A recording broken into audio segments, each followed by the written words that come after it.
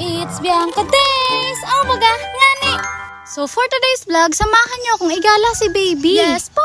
Igagala ko nga po si baby. Habang nanood si baby ng phonics songs, kausap niya si daddy niya. Ito naman ako, nag-aayos na nga po ako dyan. Una ko nga pong in-apply sa aking mukha ay Super Stay Foundation. Sige sa nanos-nos. Anyway po pala, ang buhay ng pagiging nanay ko ay ganito lang naman po. Binabalance ko nga po lahat-lahat. Yung tipong kahit nanay na ako, kailangan hindi ko pa rin po pabayaan yung sarili ko. At kapag nasa racket naman ako, pinapakiusapan ko nga si mama na siya na muna magbantay kay baby. At syempre kapag nasa bahay naman ako, syempre time naman namin yun ni baby. At si daddy naman, hindi naman kami pinapabayaan dahil araw-araw naman siyang nagbi-video call sa amin. Wala lang, share ko lang. Malamang po kasi yung mga ibang tao po, marami pong sasabihin. Baka yung iba po sabihin, napapabayaan ko na si baby. Hindi po si mama po nandyan naman po siya. Kaya laking pasasalamat ko po sa aking magulang. At kapag ganito naman po nag-edit po ako ng mga videos ko, syempre minimake sure ko po natulog po si baby. At kapag sobrang tagal naman ng tulog niya, nakakagawa naman ako ng mga gawain sa bahay. So yun na nga ni, wala lang, share ko lang. Baga nga ni. Nga pala, nasa sentro na po kami niyan. Pumunta mo muna kami kila Tintin. O, diba? Sinong kamukha ni baby? Diba mukhang mukha ni daddy niya? Photocopy yun. So anyway, si baby nga po, sobrang likot po niyan. Talaga na natuto lang maglakad. Ayaw na magpakabit sa akin. Ay, talaga ito naman. Talaga yung gusto ni baby, yung palagi siyang nasa galaan. Nung pumunta na nga kami sa simbahan, sa tapat ng simbahan, ayan, nakita na naman yung mga balloons. Ay, talaga naman, sobrang ignorante. Sabi nga daw niya, Hello Kitty daw. Talaga sabi naman. Sabi niya, titi daw. Ibig sabihin, Hello Kitty. Sabi ni ate, wala na daw Hello Kitty. Kaya ayan na lang medyo kamukha niya. O, diba? Sobrang tuwa ng maliit na makulit. Pero yung totoo, si baby ba o ikaw, mami? Ay, grabe talaga ka. Mahal din ng balon na yan. Alam mo talaga tatagal sa kanya. Pero grabe no,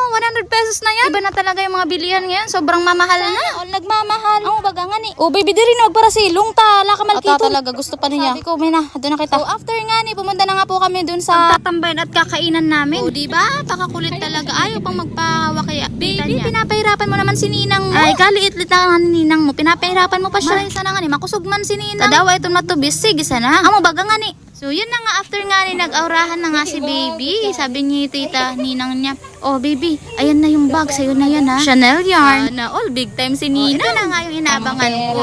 O, diba, sabi ko na. Sa pagkain sa... Nabusog pa si baby. Wala na.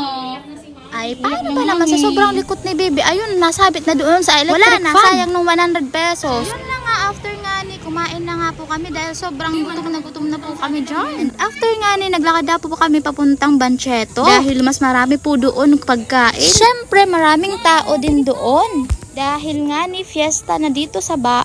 Ay, grabe talaga. Sobrang saya talaga dito sa Baaw namin. Yan yun na nga ni, si baby. Hawak-hawak siya ni ninang niya. And then gusto niya talagang umalis kay ninang niya. O, talaga naman, kala mo talaga kayang-kaya na niya. Talaga naman, nagtatatakbo pa siya. Ay, bahala ka nga baby for dago. Bahala ka na. Liit-liit talaga. So, yun lamang po for today's vlog. Looking for hair and makeup artist? Kindly message me on my Facebook account.